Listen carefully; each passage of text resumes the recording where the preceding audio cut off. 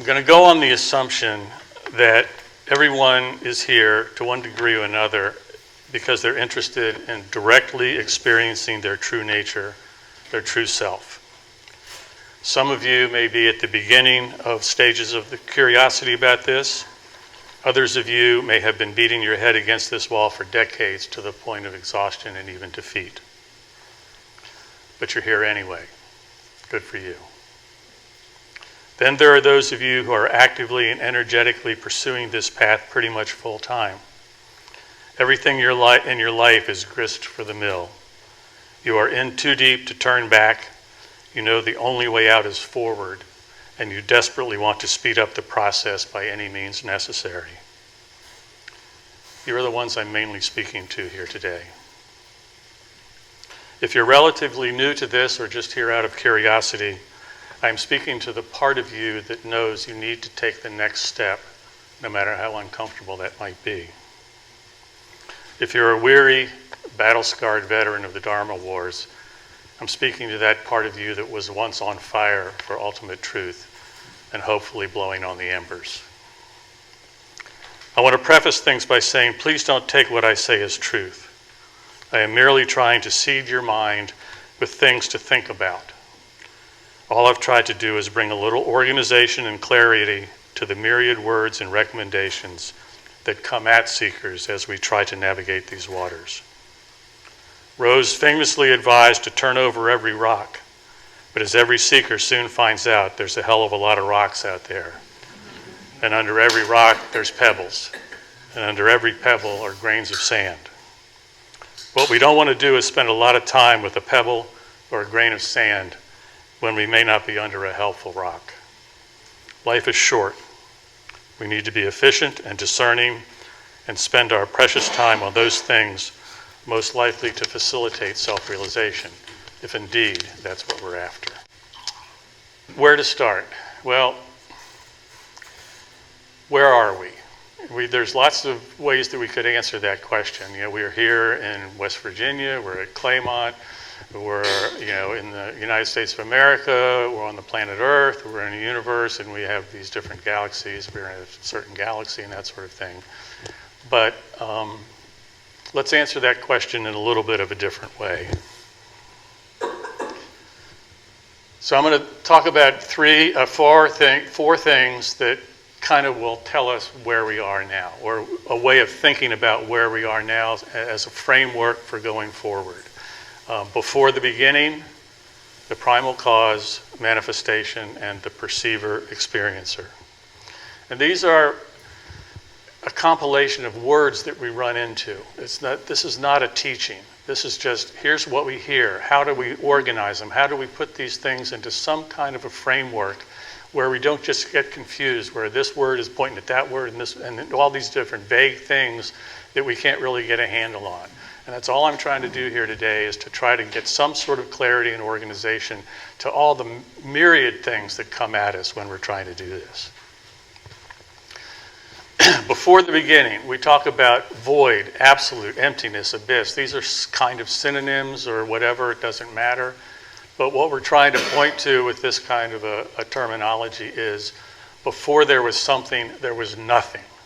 I mean, that's implicit, that whether it can be experienced or not, we know that that has to be true. That there was an emptiness, there was a void out of which things came. Why did they come out? Because there was a primal cause of some sort. Out of nothing, something. Why? What? We have a lot of words that attempt to point at that: source, creator, God, self, the I am, the Father, divine mother, demiurge, awareness, the one, true nature. All of these point at whatever power it was that out of nothingness brought somethingness. And it doesn't matter what the word is. It's just that concept that there was a primal cause. There was a source for all of this. Something made it happen. What happened? We got a manifestation. We have this. We call it creation, illusion, the matrix. There's a lot of very high people in high tech now that are high on the idea of this is a simulation. It's literally a computer simulation, a virtual reality game. And there's a lot of evidence for that. Maya, of course, is a word that turns up in Buddhist and Hindu traditions. Consciousness. I tend to talk about this creation as consciousness as opposed to awareness, which is source. Consciousness is the contents of awareness. Everythingness, the universe, the world, duality, polarity, this what we're immersed in, what we wake up to every morning, this manifestation. And then there's the perceiver, the experiencer. And we have a lot of words and concepts for that. The identity, ego, self, me, the body, mind, senses, the character actor, the role player, and in parentheses, the son.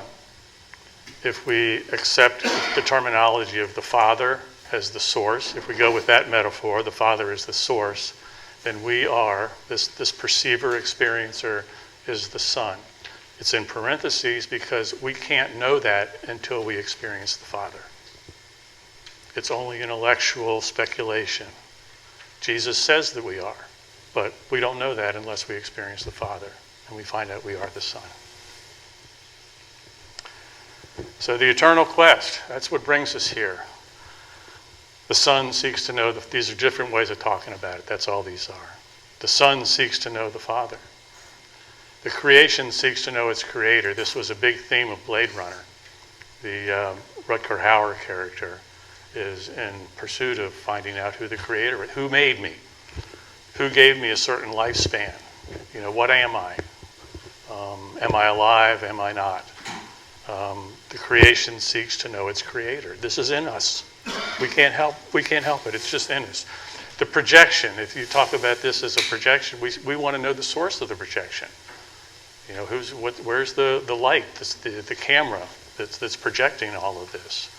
The illusory self seeks to know its true nature. The deluded one seeks to know enlightenment. The ignorant one wants knowledge. It is the nature of man to seek truth. And we feel that. We all feel that. In small ways, we always want to know the truth. And we want to know the truth about ourselves. We want to know the truth about the world. We want to know the truth about ourselves. But there's a problem. When it comes to ultimate truth, it's not under our control. Perception of truth, we can't, no matter how hard we try, it's not under our control. And there's a lot of words that I put down here for things that sort of reflect that. Rose's quote, "There's no recipe for a lightning bolt." Jesus says, "All who come to the Father come through me." In other words, you can't do it on your own. You're coming through me, or you ain't getting there. There's the concept of the Holy Spirit, the great intercessor. You hear people talk about who have had realizations. They say, "I had help. At this certain point, I had help." What was that help? And without that help, it wouldn't have happened. I had help. The Holy Spirit, the great intercessor. The song, Amazing Grace, the concept of grace. This grace that saved a wretch like me. Doesn't matter, in this case, the man who wrote that song was a slave trader, so he was a wretch, but we're all wretches. And we can't save ourselves. Only grace can save us. And the concept of salvation, deliverance, redemption, all of which points to the fact that it's not us. We can't do it. An outside force of some kind has to do it for us. And of course, Rose, another famous Rose quote, "Enlightenment is always an accident." But there are ways to become accident prone. And that's what I'd like to talk about today.